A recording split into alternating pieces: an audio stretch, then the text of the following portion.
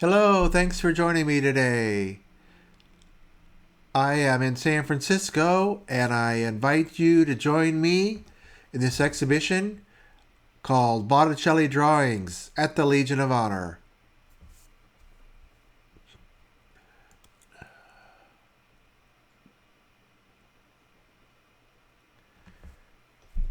Here we step into the courtyard. They are predicting rain later today, but right now the weather is fine.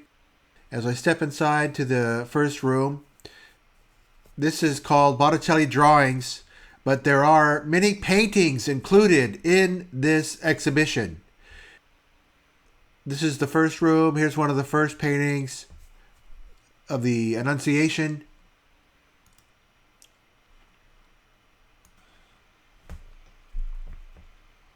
Here's one of the drawings. Now, this is one of the just outstanding paintings from the Louvre, the mother and child.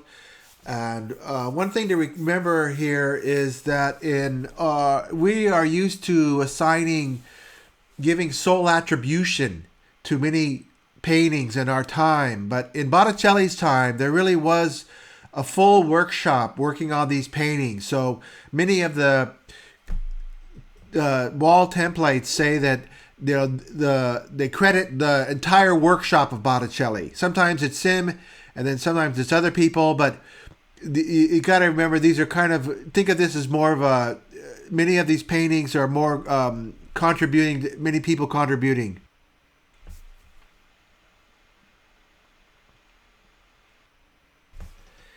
Now, the drawings are more drawings that are preparatory for paintings, as opposed to our time where many drawings are seen as art in themselves.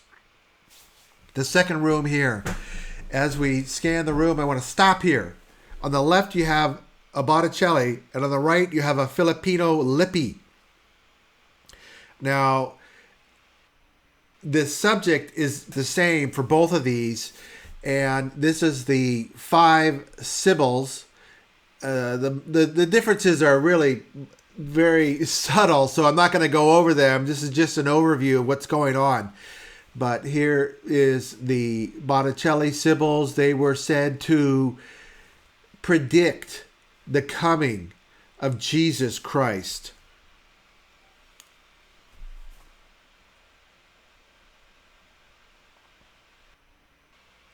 Now, this is by Filippino Lippi. Now, he was considered a student of Botticelli, and he was in training by Botticelli. But as you can see, he's very competent, and he went on to have a very successful career on his own.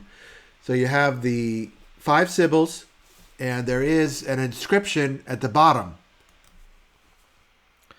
From the sun god will send a king who will pacify the whole earth by war and subdue mortals. By divine judgment, mortals will judge the immortal, and a great judge will begin the infernal chaos. He will reveal from these stars heaven, and then at the tribunal of the King of all kings, he will judge the pious and send the impious to eternal earth. There will be confusion among mortals. Then he will cast the impious into the fire with both hands and restore the just to life. Now, this is Filippino Lippi.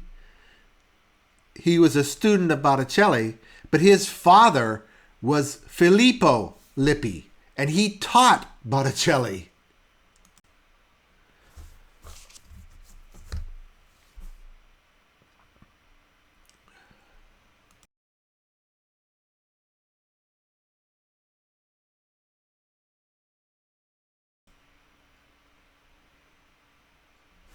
You can see in these drawings how delicate they are. I looked at this one. I thought this was one of the Sibyls, but I compared it to the ones I saw, and I couldn't match it to anything in the paintings. This was the third room, and here is one of the portraits. It was tradition at that time for female portraits to be profile, and this shows the elaborate Florentine hairstyle of the woman, and Botticelli is known for his expression of women's hair.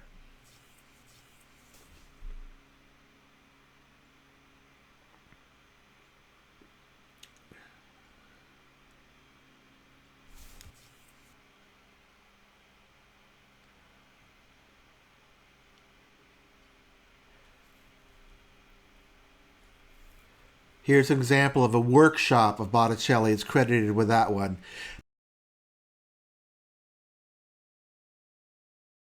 Now here's a female portrait, which was considered a little bit um, new because the woman was looking directly at the viewer.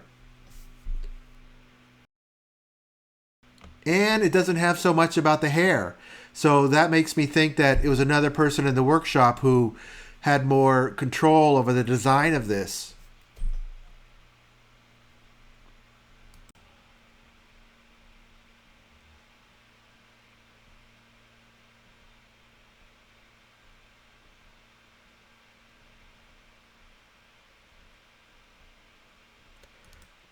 Now, this one is on the cover of the book, and this is Simonetta, who is in the Botticelli spring painting, and you can see how elaborate the hair is on this one.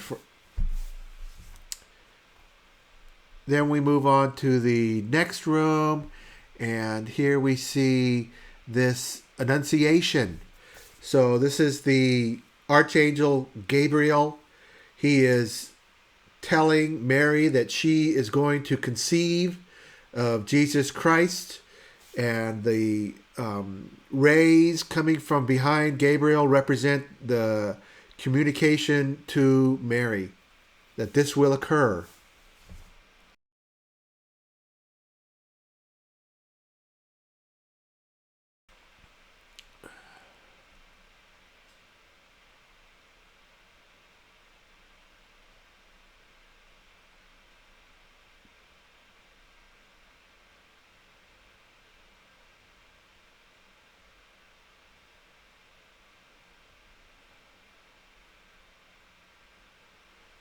Here is a Holy Family with St. John.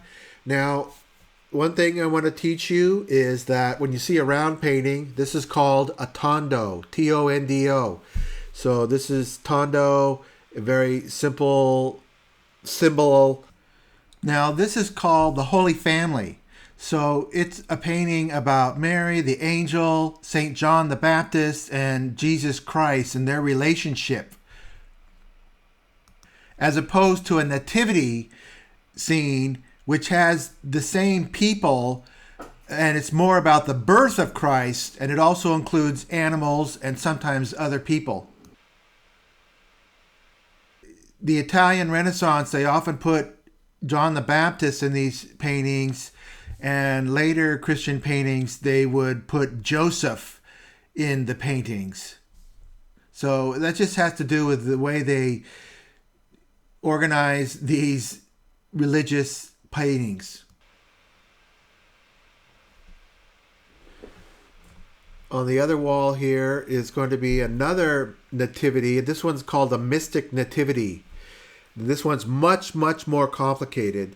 And this is a very well researched painting, and it's here's the title over here. As I said, it's called the Mystic Nativity. It does go by other names, the Nativity of Christ, and there's a lot of research been done on this. And so, if this is your first time seeing it, let's just do a simple overview. I don't want to make things too complicated, but at the top you have a bunch of angels in a circle that represents a crown.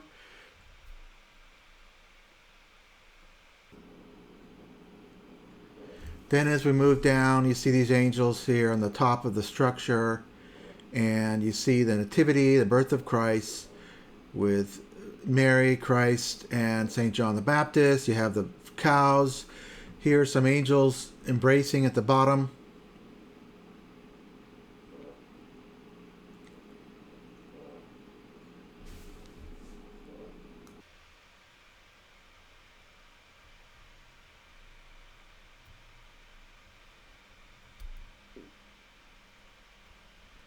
It has, to me, it has a very musical feel, especially these floating angels. I just hear kind of divine music in my head when I see this kind of thing. It's very rhythmical and soft and airy.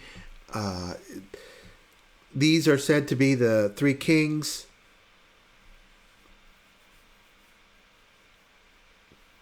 Yeah, I think about the transition from the heavenly world to the earthly world.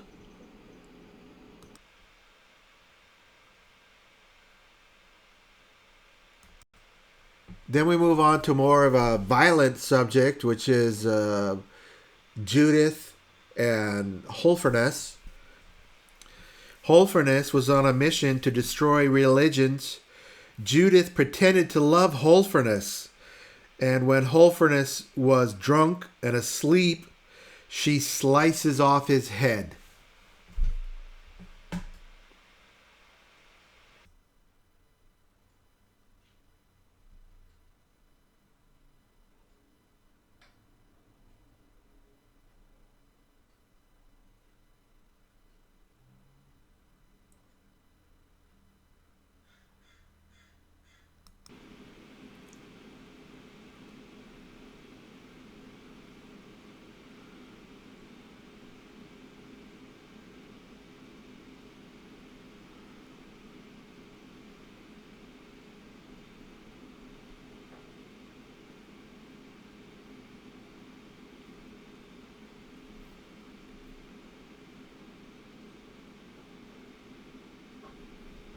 Now here's a drawing of the same image.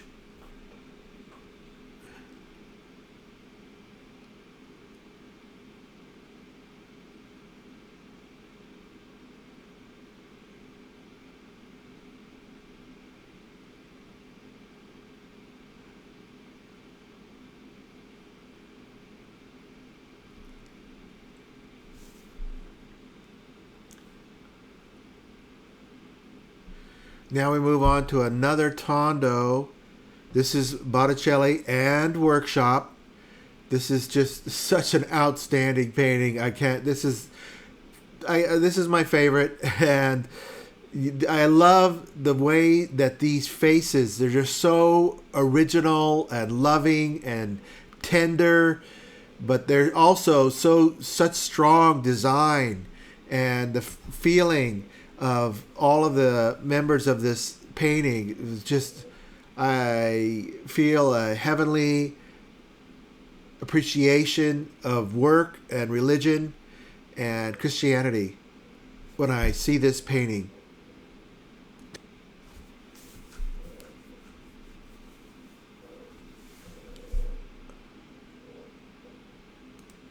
This is from the Galleria Borghese in Rome. I am so grateful that they loaned this to us in San Francisco. This exhibition was organized by Furio Rinaldi.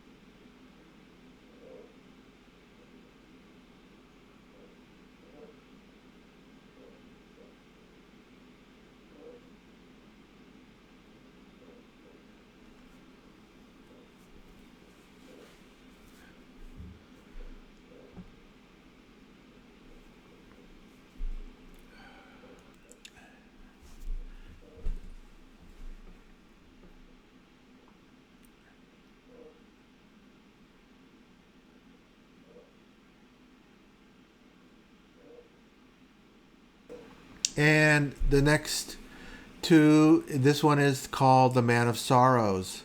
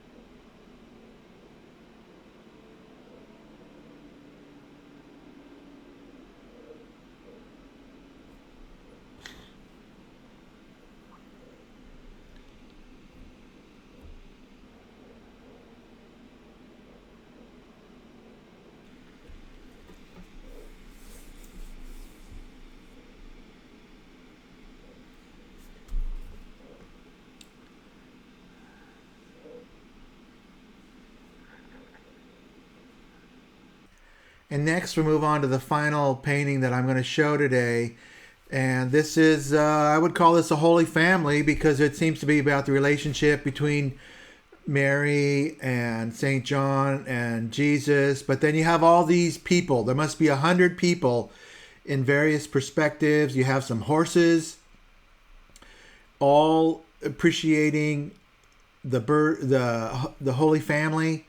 And certainly this is not in exactly the way it is in the Bible, but it's best not to use too much logic or reason when you're examining these religious paintings.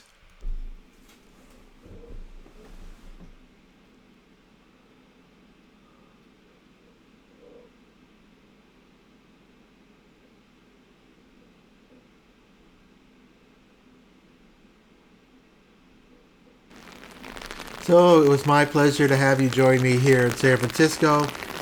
Thanks for watching.